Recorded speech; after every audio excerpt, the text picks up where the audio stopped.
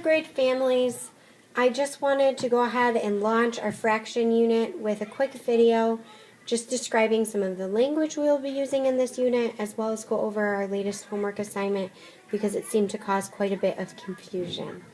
I know that in previous years, both in first and second grade, students are introduced to fractions, and we learn similar things this year. However, the concepts do get a little more difficult and challenging in third grade.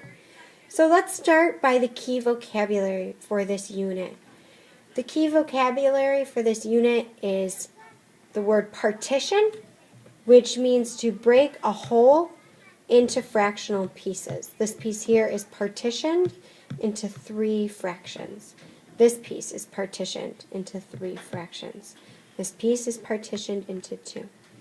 The other vocabulary that we'll be working with this unit is numerator, which is this top number in a fraction, and then denominator, which is this bottom number in a fraction.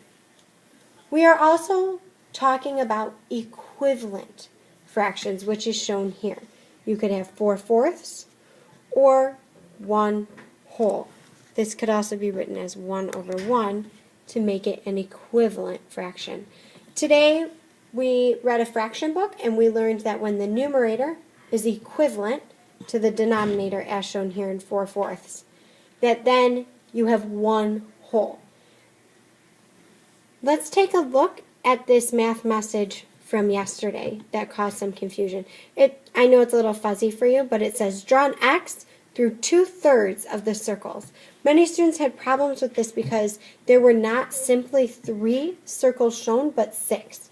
I explained to the students today that when you have a greater number of pieces, then the denominator shows that you need to break it into that many sections or groups.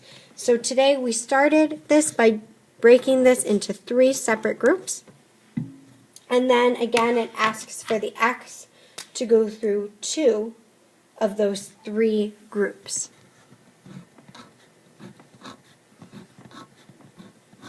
We have now crossed off 2/3 of the 6 circles.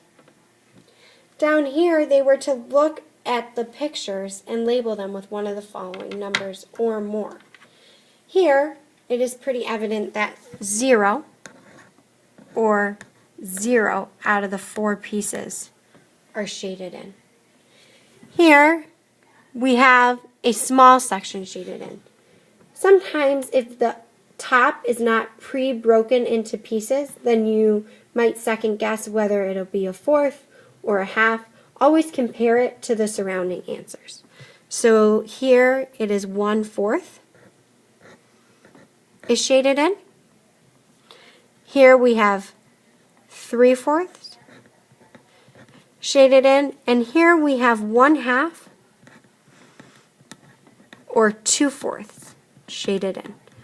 Again, these would be equivalent fractions.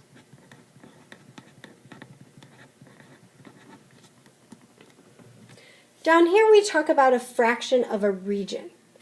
So it says that here we have 2 fractional pieces or 2 regions. And it wants you to write the fraction names in each of the regions. So here, this is a separate region and this is a separate region. They need to label both regions. And the reason for that is if you look at number 11 or number 10, the regions are not all equal in size. In past years, your children have only ever dealt with regions that were equivalent in size, like questions 6, 7, and 8.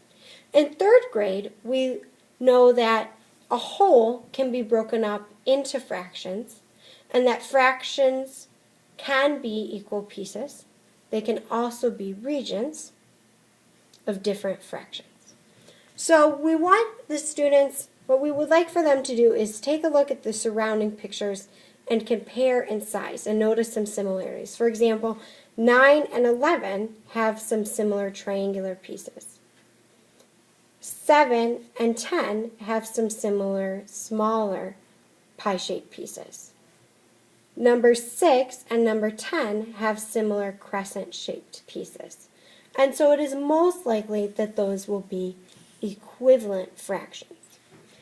Here, I taught the students that the denominator is the number of pieces the circle is broken into when the pieces are equivalent. Here the pieces are equivalent, so you know that it is broken into 2 pieces. That's the number that would be in your denominator. The number in your numerator is the number of one single piece or of the region shaded. Here nothing is shaded, so they just want to know what this piece is worth. This is worth 1/2, as is this. We learned today that you can add fractions, such as 1/2 plus 1/2 would equal 2/2. And when the numerator equals the denominator, it is the same as 1 or a whole. Here the circle is broken into regions of fourths.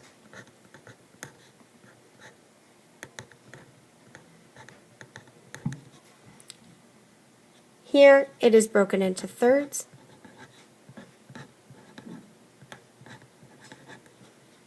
Here the square is partitioned into halves. And here it is partitioned into 3 fractions, however they are not all equivalent. This is 1/2, and half of a half, as seen in 7, is each 1/4. Remember to encourage your child as they do their homework to try challenging problems for them, that it's okay to make mistakes, that this is a new unit, and today you will be receiving a unit letter that will help you with the vocabulary for this unit, as well as send you the answer keys for the home links. I hope that this video helps you. If you have any more questions or concerns about fractions, please do not hesitate to let me know.